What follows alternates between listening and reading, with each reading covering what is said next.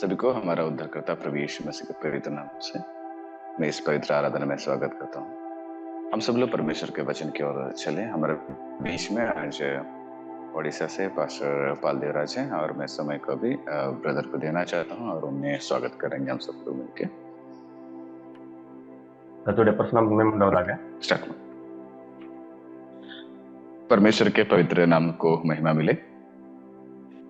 இந்த நாளிலும் நாம் அவருடைய வார்த்தைகளை தியானிக்கும்படியாக தேவன் கொடுத்த இந்த நல்ல தருணத்திற்காக நான் நன்றி செலுத்துகிறேன்.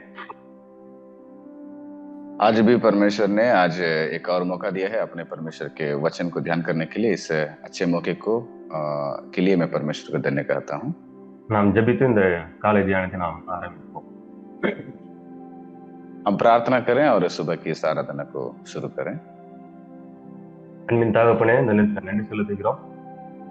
கடந்த இரவிலே நல்ல நித்திரை தந்து இந்த காலை வேளையை எங்கள் வாழ்க்கையை காண செய்திலே இந்த நேரத்தை உலகத்தாங்க நாங்கள் வெவ்வேறு இடத்திலிருந்து ஆன்லைன் வழியாக நாங்கள் உங்களுடைய வார்த்தையை தியானிக்க கொடுத்த இந்த நேரத்திற்காக நாங்கள் நன்றி செலுத்திக்கிறோம்.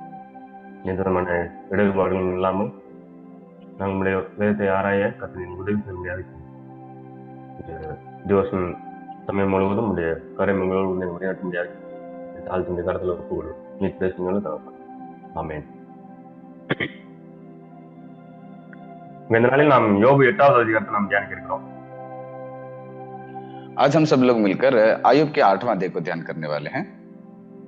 நம்ம நேற்று இந்த தினத்தில் நம்ம பார்த்தோம் 7வது அதிகாரத்துல வந்து யோபு வந்து தன்னுடைய நண்பர்களுக்கு பதில் கொடுக்கறத நம்ம பார்க்கிறோம். पिछले दिनों से हम 7वां अध्याय में ध्यान किए होंगे कि आयुब ने अपने दोस्तों को किस प्रकार से जवाब दिए हैं। எலிபாஸ்க்கு பதில் கொடுத்து முடிச்ச பிறகு பில்தாத் தன்னுடைய பேச்சை ஆரம்பிக்கிறது நம்ம இந்த அதிகாரத்துல பார்க்கிறோம். जैसे एलिफज के बातें खत्म हो जाता है तो फिर यहाँ पर बिल्दद की बातें अभी आगे शुरू हो जाता है। இந்த பில்தாத் யார் அப்படின்னு சொல்லி பார்த்தா சூகியனான பில்தாத் அப்படின்னு சொல்லி எழுதப்பட்டிருக்கு. तो ये बिल्दद कौन है? अगर आप इसको ध्यान करते हैं तो बिल्दद एक सुहेन नगर का था। वो நம்ம பார்த்தோம் அப்படின்னு சொன்னா கேத்துரால் அப்ரஹாமுக்கு பெற்ற பிள்ளைகள்ல ஒருத்தனுடைய பேர் வந்து சூவா. जब अब्राहम के द्वारा केतुराल के अंदर जो पैदा हुआ उसका एक बेटा भी है शूहा। तो அவனுடைய வழியில வந்தவனா இருக்கலாம் அந்த பில்தாத். शायद उन्हीं के रास्ते में या उन्हीं के वंश में आने वाले एक व्यक्ति हो सकता है कि ये बिल्दाद। இந்த 8வது அதிகாரத்தை நம்ம வாசித்து பார்த்தோம் அப்படின்னு சொன்னா அந்த இடத்துல பில்தாத் என்ன சொல்ல முயற்சிக்கிறான் அப்படிங்கறத நம்ம புரிந்து கொள்ள முடியும். तो इस 8वां अध्याय में आखिर बिल्दाद क्या बोलने के लिए वो तर्क करने के लिए तैयार था, उस चीज को हम ध्यान कर सकते हैं। யோபுனுடைய பாடுகள், அவனுடைய பிள்ளைகளுடைய அழிவு, இது எல்லாமே வந்து சரிதானா அப்படிங்கிற கண்ணோட்டத்தில் தான் வந்து பில்தாத் தன்னுடைய வாதத்தை முன்வைக்கிறத நம்ம பார்க்கணும். तो बिल्दाद का बातों का मतलब ये है कि आयुब का ये क्लेश हो या आयुब के बच्चों का जो विनाश हो, ये सारा चीज ठीक है, इसके जीवन में होना चाहिए, उस प्रकार से था ये। அதுக்கான ஒரு சில உதாரணங்களையும் வந்து கொடுக்கறத நம்ம இந்த பகுதியில பார்க்க முடியும். तो उसके लिए कुछ उदाहरण को इस अध्याय में देने के विषय को देख सकते हैं। அதுக்கப்புறமா நம்ம பார்த்தோம் அப்படின்னு சொன்னா யோபு தன்னுடைய அந்த பாவத்தை விட்டு ஆண்டவரத்துல மனம் திரும்பினா மீண்டுமாக ஆண்டவர் வந்து யோபுவை நிலைநிறுத்துவார் அல்லது ஆசீர்வதிப்பார் அப்படிங்கிறத பில்தாத் வந்து முன்வைக்கிறத நம்ம இந்த அதிகாரத்துல வந்து பார்க்கணும். तो और इसके बाद आयुब जो है अपने मन फिराव करता है तो परमेश्वर के आशीष या परमेश्वर जो पहले उसको भलाई किया था उस ढंग से भलाई करेंगे, उन बातों के ही द्वारा यहाँ पर वो प्रस्तुत करता है। तो இதான் வந்து பில்தாத்துடைய பேச்சு. यही है बिल्दाद का एक बातें। तो இந்த அதிகாரத்தை நம்ம மூணா பிரித்து பார்க்க இருக்கிறோம். इस अध्याय को हम 3 विभाजन करके हम देख सकते हैं। तो முதலாவது வந்து 1 ல இருந்து 7 வசனங்கள் தேவன் நீதியை புரட்ட மாட்டார். पहला जो है पहला से लेकर 7वां पद तक परमेश्वर अपना धार्मिकता या उसका न्याय को कभी भी बदलता नहीं है। ஒருவேளை பில்தாத் சொல்றது சரி அப்படின்னு சொல்லிப்படலாம். பில்தாத் சொல்றது சரிதான், தேவன் நியாயத்தை புரட்ட மாட்டார். तो शायद बिलदाद के बातों के अनुसार ये है कि परमेश्वर अपने न्याय को कभी बदलता नहीं है।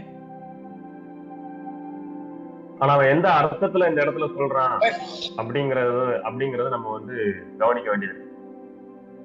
लेकिन ये कौन से मतलब से ये यहाँ पर बात कर रहा है, वो उस पर ध्यान लगाना जरूरी होता है। இந்த இடத்துல பில்தாத் எந்த அர்த்தத்துல சொல்றாரு அப்படின்னு சொல்லி நம்ம பார்த்தோம் அப்படின்னு சொன்னா, यहाँ पर बिलदाद कौन सी बातों को लेकर यहाँ पर बातचीत कर रहा है, उसको अगर देखते हैं तो யோபுனுடைய பிள்ளைகள் தேவனுக்கு விரோதம் ஏதோ பாவம் செஞ்சிருக்கிறாங்க, யோபு ஏதோ பாவம் செஞ்சிருக்கிறான், அதனாலதான் யோபு வந்து கஷ்டப்படுறான், அவனுடைய பிள்ளைகள் வந்து அழிஞ்சு போயிட்டாங்க அப்படிங்கறத வந்து பில்தாத் வந்து சொல்றத நம்ம 4வது வசனம் வாசித்து பார்த்தோம்னு சொன்னா நமக்கு தெரிய வரும்.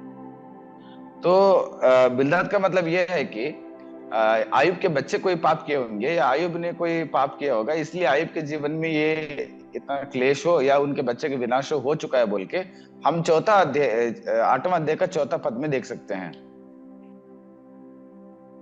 அதுக்கப்புறம் நம்ம பார்த்தோம் அவர் என்ன சொல்றாரு அப்படின்னா, நீ வந்து தேவனை தேடி உங்களுடைய வழியில சீர்படுத்தும், அப்படின்னா தேவன் வந்து உங்களை வந்து திரும்ப வந்து ஆசீர்வதிப்பார் அப்படிங்கிறத பில்தாத் வந்து யோபு கிட்ட சொல்றது நம்ம முதல் 7 வசனங்கள்ல பார்க்கணும். तो उसके बाद बिलदाद यही बताता है कि आयुब को तुम मन फिराओ और परमेश्वर के बात पर आप यकीन रखो, विश्वास रखो और परमेश्वर फिर से आपको आपके जीवन को आपके हाथों में थाम देंगे करके वो ऐसे उस ढंग से वो समझा रहा है। அதுக்கப்புறம் 8ல இருந்து 19 வசனங்கள் நம்ம வாசித்து பார்த்தோம்னு சொன்னா, துன்மார்க்கர் செழித்திருப்பதில்லை அப்படின்னு சொல்லி பில்தாத் சொல்றதை நம்ம உதாரணம் மூலமா சொல்றதை நம்ம பார்க்க முடியும். तो यहाँ पर 8 से लेकर 9 पद तक अगर ध्यान करते हैं तो यहाँ पर बिलदाद ये बता रहा है कि कोई भी अपराध करके रहने वाला जो धर्मी व्यक्ति कभी भलाई नहीं प्राप्त करता है, ये कई सारे उदाहरण के द्वारा वो यहाँ पर बताता है। இந்த இடத்துல அவரு என்னெல்லாம் சொல்ல முயற்சிக்கிறாரு அப்படின்னு சொல்லி நம்ம பார்த்தோம் சொன்னா, முதலாவது என்ன சொல்றாருன்னா, துன்மார்க்கருடைய அழிவு வந்து ரொம்ப சீக்கிரமா இருக்கும் அப்படின்னு சொல்லி சொல்றாரு. तो यहाँ पर सबसे पहला एक उदाहरण वो दे रहा है कि जो गलत करने वाला है उसका विनाश जल्द से हो जाएगा। ஒரு புல்லு காயறதை விட சீக்கிரமா அவங்களுடைய வாழ்க்கை வந்து வாடி போகும் அப்படின்னு சொல்லி சொல்றது நம்ம 12வது வசனத்துல நம்ம பார்க்க முடியும். तो जिस ढंग से घास जो है जल्दी से सूख जाती है, ठीक उसी प्रकार अधर्म करने वाले व्यक्ति का जीवन भी विनाश हो जाता है बोल के 12वां पद में वो जिक्र करता है। அதுக்கு அடுத்தபடி நம்ம பார்த்தோம் அப்படின்னு சொல்லி சொன்னா, அவங்களுடைய துன்மார்க்கனுடைய நம்பிக்கை வந்து நிலை நிற்காது அப்படின்னு சொல்லி அவர் சொல்றது நம்ம 14-15 வசனங்களை வாசிக்கிறோம் நம்ம தெரிஞ்சுக்க முடியும். तो 14 और 15 पद को अगर आप ध्यान करते हैं तो अधर्मी लोगों का जो विश्वास है वो कोई काम के लिए नहीं होता है, उस बात को यहाँ पर बात कर रहा है। அதுக்கு அடுத்தபடி நம்ம பார்த்தோம் அப்படின்னு சொல்லி சொன்னா, துன்மார்க்கனுடைய மகிழ்ச்சி வந்து மறக்கப்பட்டு போகும் அப்படின்னு சொல்லி சொல்றத 18-19 வசனத்துல இருந்து நம்ம கண்டுபிடிக்கலாம். तो उसके बाद ये बता रहा है कि जो भक्तिहीन व्यक्ति है उसका खुशियां जो है जल्दी से मिट जाता है। இத காமிக்கிறதுக்காக வந்து வெவ்வேறு இயற்கையில இருந்து சில உதாரணங்களை எடுத்து பில்தாத் என்ன பண்றாரு விளக்கத்தை நம்ம பார்க்கணும். तो इसको दिखाने के लिए बिलदाद जो है कई सारे उदाहरण के साथ यहाँ पर जिक्र कर रहा है। तो इधर हम 8 से 19 वचनங்கள் மத்தியில நம்ம பார்க்கிற காரியம். तो यही चीज को हम 8वां पद से लेकर 19वां पद तक ध्यान कर सकते हैं। அதுக்கப்புறம் 20ல இருந்து 22 வசனங்களை நம்ம இத வாசித்து பார்த்தோம் அப்படின்னு சொன்னா, அந்த இடத்துல பில்தாத் என்ன சொல்ல வர்றாருன்னா, உத்தமனை வந்து தேவன் தள்ளிவிட மாட்டார் அப்படின்னு சொல்லி சொல்றாரு. तो यहाँ पर फिर से 20वां पद से लेकर 22वां पद तक अगर ध्यान करते हैं, यहाँ पर जो व्यक्ति धर्मी है परमेश्वर उसको कभी भी छोड़ता नहीं, त्यागता नहीं है। அவர் என்ன சொல்ல வர்றாரு அப்படின்னா, யோபு பாவம் செய்யாதவரா இருந்தால் தேவன் வந்து அவரை ஆனந்தத்தால நிரப்புவார், சந்தோஷத்தால நிரப்புவார் அப்படின்னு சொல்லி பில்தாத் சொல்ல வர்றாரு. तो बिलदाद ये बात कर रहे हैं कि यहाँ पर अगर आयुब पाप नहीं करता रहा तो परमेश्वर उसे हमेशा अपनी खुशियों से भर देता उसे।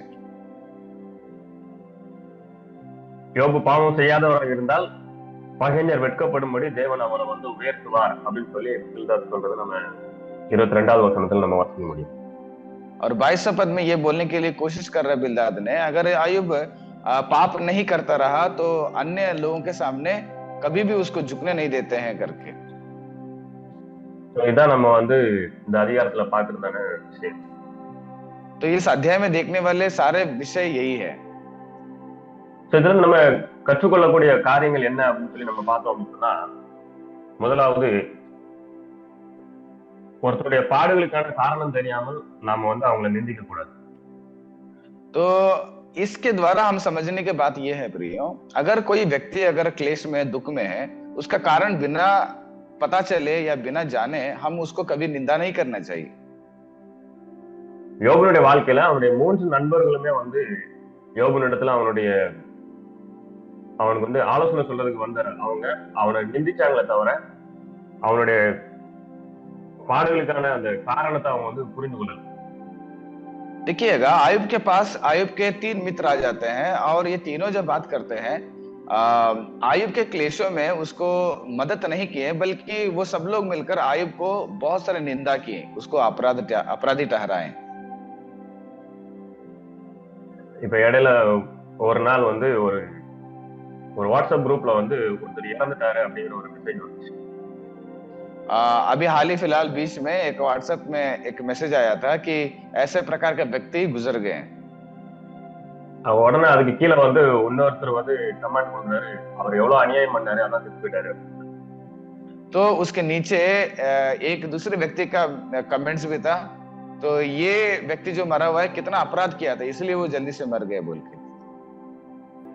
ஓகே, சோ எதுக்கு நான் சொல்றேன் அப்படின்னு சொன்னா, ஒருத்தரை வந்து நம்ம எவ்வளவு குயிக்கா வந்து அவங்களுடைய நிலைமையை பார்த்து நம்ம வந்து நியாயம் தீர்க்கிறோம் அப்படின்னு சொல்லி நம்ம இதுல இருந்து தெரிந்து கொள்ளப்பட்டோம்।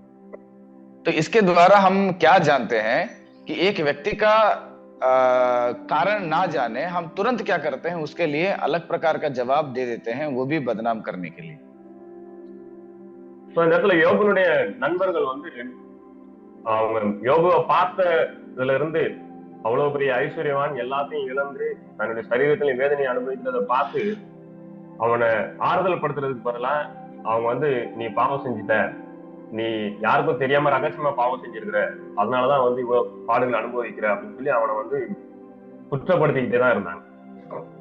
तो देखिएगा, इतना बड़ी अमीर और रहने वाला आयुब के जीवन में जब क्लेश आया, आने वाले मित्रों ने उसको सांत्वना देना चाहिए, लेकिन बल्कि उसके अलावा क्या कर रहे हैं, आप पाप किए हैं, पाप की वजह से ये सारा क्लेश आपके जीवन में आया है करके उसको और भी निंदा उठा रहे हैं। ஆனா தேவனுக்கும் சாத்தானுக்கும் இடையில நடந்த அந்த உரையாடல் யோபுக்கும் தெரியாது, யோபனுடைய நண்பர்களுக்கும் தெரியாது। लेकिन परमेश्वर और शैतान के बीच में जो भी बातचीतें हुआ है, वो घटना या वो संभव जो है ना आयुब को पता है, ना आयुब के साथ रहने वाले उन मित्रों को पता है। யோபு தன்னுடைய வேதனையின் மத்தியில் அவன் புலம்பிக் கொண்டிருக்கிறான், ஏன் இவ்வளவு கஷ்டப்படுறான் அப்படின்னு சொல்லி புரிந்து கொள்ளாம। आयुब जो है अपने वेदना में ये सारे क्लेश मेरे जीवन में क्यों आया है करके ना समझते हुए बहुत ही पीड़ा में पड़ा हुआ है। யோபுடைய நண்பர்கள் யோபு ஏன் கஷ்டப்படுறான், இல்ல ஏன் இதெல்லாம் அவனுடைய வாழ்க்கையில் நடக்குதுன்னு தெரியாம அவனை குற்றப்படுத்தி கொண்டிருக்கிறான்। आयुब के जो मित्र लोग हैं वो भी ना समझते हुए कि आयुब के जीवन में सारे घटनाएं क्यों बीत गया बोल के, बल्कि वो लोग उसके बदले में क्या कर रहे हैं, उसको ज्यादा निंदा कर रहे हैं। நம்முடைய வாழ்க்கையில மற்றவர்கள் பாடுகளை அனுபவிக்கும் பொழுது நாம அவங்களை நியாயம் தீர்க்கிறதாக இல்லாம இருக்கிறத நம்ம உறுதி செய்ய வேண்டும்। तो हमारे जीवन में भी हमारे सामने अगर कोई क्लेश में रहते हैं तो उसके लिए हम न्याय करने को छोड़ के हम उनको सांत्वना देने के आदत बनाना चाहिए। நமக்கு ஒருவேளை நிறைய பேருக்கு தெரிஞ்சிருக்கிற ஒரு சம்பவம், யோவான் 9வது அதிகாரத்துல நம்ம வாசித்து பார்த்தோம்னா அந்த இடத்துல இயேசுவும் அவருடைய சீஷர்கள் நடந்து போகும் பொழுது அங்க ஒரு குருடன் உட்கார்ந்து இருக்கிறான்। तो आप एक घटना जानते होंगे कि यूहन्ना रचित सुसमाचार के 9वें अध्याय में यीशु मसीह और यीशु मसीह के चेले लोग जब चलते रहते हैं तो उसी जगह में एक अंधा व्यक्ति पड़ा हुआ था। அப்போ சீஷர்கள் வந்து இயேசுவை பார்த்து கேட்கிறாங்க, ஆண்டவரே, இந்த மனுஷன் குருடனா பிறக்கிறதுக்கு யார் செஞ்ச பாவம்? அவனுடைய பெற்றோர்கள் செஞ்ச பாவமா, இல்ல அவன் செஞ்ச பாவமா அவன் குருடனா பிறந்திருக்கான் அப்படின்னு சொல்லி இயேசுவின் இடத்துல கேட்கிறாங்க. तब यीशु मसीह के चेलों ने यीशु मसीह से पूछते हैं कि प्रभु, ये जो अंधा व्यक्ति पड़ा हुआ है, इसका जो अंधापन बचपन से, इसका कारण क्या है? या इसके माता पिता ने पाप किए हैं या इसने पाप किया? किस पाप की वजह से ये अंधा हो गया करके उन्होंने सवाल पूछे। அந்த இடத்துல இயேசு கிறிஸ்து ஒரு அழகான பதில கொடுக்கிறார் அவருடைய சீஷர்களுக்கு. यहाँ पर प्रभु यीशु मसीह ने बहुत सुंदर जवाब देते हैं अपने चेलों को। அது இவன் செய்த பாவமும் அல்ல, இவனை பெற்றோர்கள் செய்த பாவமும் அல்ல, தேவனுடைய கிரியைகள் இவனுக்கு வெளிப்படும் பொருட்டு இப்படி பிறந்தான் அப்படின்னு சொல்லி இயேசு கிறிஸ்து தன்னுடைய சீசர்களை பார்த்து சொல்றத நம்ம யோவான் 3:3 வாசிக்கணும். तो जब आप यीशु मसीह के उस बात को अगर ध्यान से सुनते हैं तो यूहन्ना रचित सुसमाचार के 9वां अध्याय का उसका 3रा पद में ऐसे जिक्र किया गया है। जब आप हम पढ़ते हैं तो यीशु ने उत्तर दिया, ना तो इसने पाप किया था ना इसके माता पिता ने, परंतु यह इसलिए हुआ कि परमेश्वर के काम उसमें प्रकट हो। சில மனிதர்களுடைய வாழ்க்கையில அவங்களுடைய பாடுகள் அல்லது இழப்புகள் ஏன் நடக்குதுன்னு சொல்லி நம்மளால புரிந்து கொள்ள முடியாத ஒண்ணு. देखिएगा, कई सारे लोगों के जीवन में, चाहे वो तकलीफें हैं या क्लेश है, ये क्या क्यों इनके जीवन में बीत रहा है करके हम जल्दी से नहीं समझ पाते हैं। அப்படி நம்மளால நமக்கு தெரியாத பட்சத்துல நம்ம அவங்களை குற்றப்படுத்தக்கூடாது. जब हमें उसके बारे में पता नहीं चलता है तो कभी भी हम उन्हें दोष नहीं लगाना है, निंदा नहीं करना चाहिए। ஒருவேளை நமக்கு தெரிஞ்சிருக்குது அதற்கான காரணம் அப்படின்னு சொல்லி சொன்னா, நம்ம அவங்கள அந்த சூழ்நிலையில இருந்து எப்படி அவங்க வெளியே வரலாம் அப்படிங்கிறதுக்கான ஒரு வழிகாட்டியா நம்ம இருக்கலாமே தவிர அவங்க வந்து சோர்ந்து போக வைக்கிறவங்களா நம்ம வந்து இருக்கக்கூடாது. अगर मान के चलिएगा वो कारण अगर आपको पता चल ही जाता है तो उस क्लेश से कैसे लोग बाहर आना चाहिए, उसके लिए सलाह देना है बिना और भी वो लोग हार जाएं, उस प्रकार के बातें उनके जीवन में फिर से उनको दर्द नहीं देना चाहिए। तो இன்னைக்கு நம்முடைய வாழ்க்கையில நாம நம்மளை ஆராய்ந்து பார்ப்போம். நாம் எப்படி மற்றவர்களை நியாய விசாரிகளா இருக்கிறோமா, இல்ல மற்றவர்களை உற்சாகப்படுத்துவர்களா இருக்கிறோமா அப்படின்னு சொல்லி நம்மளை நாமே பரிசோதித்து பார்ப்போம்.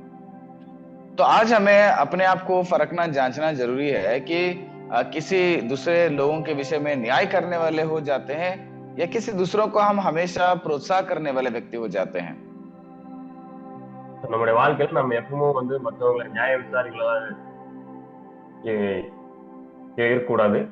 நம்முடைய வாழ்க்கையில நம்ம வந்து மற்றவர்களை உற்சாகப்படுத்துவர்களாகவும் தேவனிடத்துல அவர்களை அழைக்கிறவர்களாகவும் இருக்க வேண்டும். तो देखिएगा, हम हमारे जीवन में किसी दूसरे के विषय में न्याय करने वाले नहीं होना चाहिए, बल्कि उनको प्रोत्साहन करने वाले होना चाहिए और उन्हें परमेश्वर की ओर लाने वाले व्यक्ति होना चाहिए। பில்தாத் ஒருவேளை தன்னுடைய ஞானத்துல இருந்து நிறைய காரியங்களை பேசியிருக்கலாம். शायद बिल्दाद ने अपने ज्ञान से कई सारे बात किए होंगे। ஏன்னா மழை இல்லைன்னா புல்லு காஞ்சி போயிடும். இதெல்லாம் யதார்த்தமான விஷயங்கள். तो देखिएगा, घास सूख जाना, ऐसी और भी कई सारी बातें हैं। ये सभी एक आम बातें हैं, बहुत ही जरूरी, मतलब महत्व बातें हैं। ஒரு விசுவாசியா, ஒரு தேவனுடைய பிள்ளையா, ஒரு ஊழியக்காரனா நம்மளுடைய பங்கு என்ன, மற்றவர்களுடைய கடினமான சூழ்நிலைகள்ல நம்மளுடைய பங்கு என்ன அப்படிங்கறத நம்ம அறிந்து கொள்ளணும். तो देखिएगा, एक विश्वासी होकर एक कई सारे लोगों के बीच में हमारा हिस्सा क्या है, इसको हमें जानना चाहिए। ஒரு பெண்ணை விபச்சாரத்துல கண்டுபிடிக்கிற ஒரு பெண்ணை இயேசு கிறிஸ்துவிடத்துல கொண்டு வந்து அந்த பெண்ணை குற்றம் சுமத்தும் பொழுது இயேசு அந்த இடத்துல எப்படி நடந்து கொண்டார் அப்படின்னு சொல்லி நமக்கு தெரியும். யோவான் 8வது அதிகாரத்தை வாசித்து பார்த்தோம்னா நம்ம அதை தெரிஞ்சுக்கலாம்.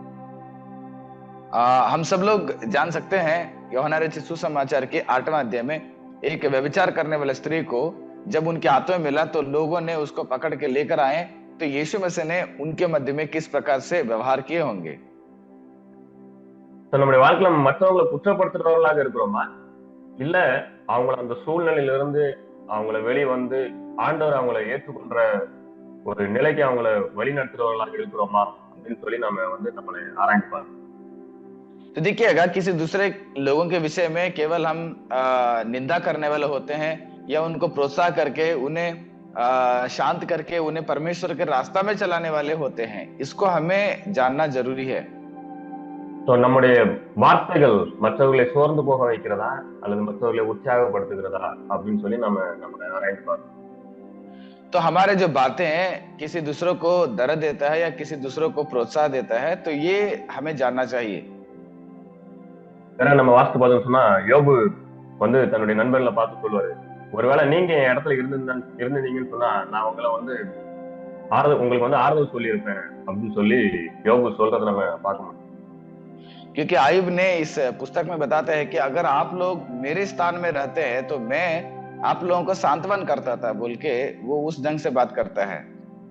तो ஒருவருடைய சூழ்நிலைய நம்ம நியாயம் விசாரிக்கிறதுக்கு முன்னாடி நம்மள அவங்களுடைய இடத்துல வச்சு பார்த்து நம்ம யோசனை செய்வோம். நம்ம மற்றவங்களை நியாயம் விசாரிக்கிறதுக்கு அவசரப்பட வேண்டாம். நம்மளால முடிந்த வரைக்கும் மற்றவங்களுக்கு ஆறுதலான வார்த்தை சொல்லுவோம், அவங்களை தேவனிடத்துல வழி நடத்துவதுக்கு நம்ம முயற்சி.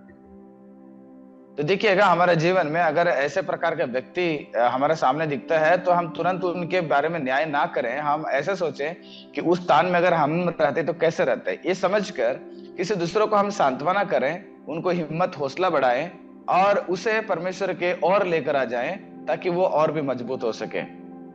तो நீங்கள் மற்றவர்களை எப்படி நியாயம் தீர்ப்பீர்களோ அப்படியே நியாயம் தீர்க்கப்படுவீர்கள் அப்படின்னு சொல்லி இயேசு கிறிஸ்து சொல்லியிருக்கார். तो यीशु मसीह ने बताया है कि आप दूसरों को किस प्रकार से न्याय चुकाते हैं, उसी ढंग से आपको भी न्याय चुकाया जाएगा। तो நாம் மற்றவங்களை நியாயம் தீர்க்கிறதுக்கு அவசரப்படாம அவங்களுடைய சூழ்நிலையை புரிந்து கொள்வதற்கும் அதிலிருந்து அவங்களை மீட்டெடுப்பதற்கும் ஆண்டுடைய உதவியை நாடி நம்ம அதன்படி ஆண்டுடைய ஊழியராக நம்ம செயல்படுவோம். கர்த்தர் நிச்சயமாக நம்ம ஒவ்வொருவரையும் ஆசீர்வதிப்பார்.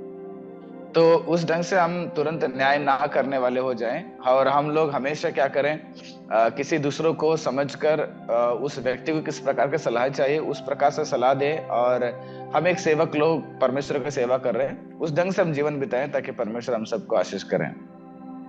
तो வேதத்துல நிறைய பேர் நிறைய காரணங்களுக்காக கஷ்டப்பட்டு இருக்காங்க. அதெல்லாம் நம்ம வந்து ஞாபகத்துல வைத்துக் கொள்வோம். அப்படின்னா நம்ம நிச்சயமா அடுத்தவங்க வந்து நியாயம் விசாரிக்க மாட்டோம். तो कई सारे लोग ऐसे हैं पवित्र शास्त्र में बहुत सारे क्लेशों में अपने जीवन को बिताए हैं, उन सबको एक बार ध्यान रखें ताकि हम तब भी किसी दूसरों को सही ढंग से न्याय कर सकते हैं। 2 கொரிந்தியர் 12வது அதிகாரத்துல பவுலுடைய வாழ்க்கையில பாடு இருந்துச்சு. அவர் வந்து பாவம் செய்ததுக்காகல, அவர் வந்து தன்னை பெருமைப்படுத்திக் கொள்ளாதபடிக்கு ஆண்டவர் அந்த முள்ள வந்து அவருடைய சரீரத்துல கொடுத்திருந்தாரு. कोरिन्थियों के लिए दूसरा पत्री उसका 12वां अध्याय में अगर आप देखते हैं तो पौलुस को भी एक दिक्कत था, और वो कांटा पौलुस को घमंड के लिए नहीं था या पाप के लिए नहीं था, बल्कि परमेश्वर के रास्ते में उसको खड़ा करने के लिए वो कांटा रखा गया था। तो தேவன் ஒவ்வொருத்தருடைய வாழ்க்கையிலும் வெவ்வேறு காரணங்களுக்காக சில சூழ்நிலை அனுமதிக்கிறார். அதை நம்ம புரிந்து கொள்வதற்கு முயற்சி செய்யணும். परमेश्वर ने हर एक व्यक्ति के जीवन में कुछ कुछ कारण के लिए कुछ परिस्थितियों को ऐसे इकट्ठा करते हैं, उसे हमें पहले पहचानना जरूरी है। அப்பொழுதுதான் நம்ம வந்து அடுத்தவங்களை நியாயம் விசாரிக்கிறதுக்கு நம்ம துரிதப்படாம பொறுமையோட இருக்கணும். तभी हम लोग किसी दूसरे के विषय में न्याय ना कर सकते हैं और हम लोग शांत से सारे चीज को देख सकते हैं। तो கர்த்தர் நம்ம ஒவ்வொருவரையும் ஆசீர்வதிப்பாராக. நாம் அவருடைய வசனத்தின்படி பொறுமையோடு கூட இருக்க நாம் கற்றுக்கொள்வோம். परमेश्वर आप सबको आशीष करे और उसके वचन के द्वारा हम लोग शांत से जीवन बिताने के लिए हर एक व्यक्ति को मदद करें। நாம் ஜெபித்து இந்த தியான வேளையை நிறைவு செய்வோம். हम प्रार्थना करते हुए इस आराधना हम खत्म करें। அன்பின் தகப்பனே, இந்த நன்றி செலுத்துகிறோம். கர்த்தாவே, நீர் கொடுத்த இந்த வார்த்தைக்காக நன்றி செலுத்துகிறோம். கர்த்தாவே, நாங்கள் தியானித்த வசனத்தின்படி எங்களுடைய வாழ்க்கையில நாங்கள் மற்றவர்களை நியாயம் விசாரிப்பதற்கு துரிதமாக இல்லாதபடி கர்த்தாவே அவருடைய சூழ்நிலையை புரிந்து கொண்டு அவர்களை மண்டைக்கு வழி நடத்த கர்த்தர் எங்களுக்கு இரக்கம் பாராட்டும்படியாக நாங்கள் ஒருபொழுதும் மற்றவர்களை நியாயம் விசாரிக்கிறவர்களாக இல்லாதபடி கர்த்தர் எங்களை பாதுகாக்க முடியாது. இந்த நாளையும் இந்த கருத்தில் ஒப்பு கொடுத்தோம். இந்த நாள் முழுவதும் இந்த பிரசனம் இந்த கருமைகளுடைய இந்த நாளின் எல்லா வேலைகளையும் நாங்கள் நம்முடைய மகிமைக்கு செய்ய கர்த்தர் உதவி செய்ய முடியாது. தாழ்த்து இந்த கருத்தில் ஒப்பு கொடுக்கும். நீ பேசும் தவறுப்பது. ஆமென். ஆமென். परमेश्वर आप सभी को बहुत आज से आशीष करे। फिर से हम लोग कल मिलेंगे। सभी को जय मसीह की। Thank you brother. Okay, thank you.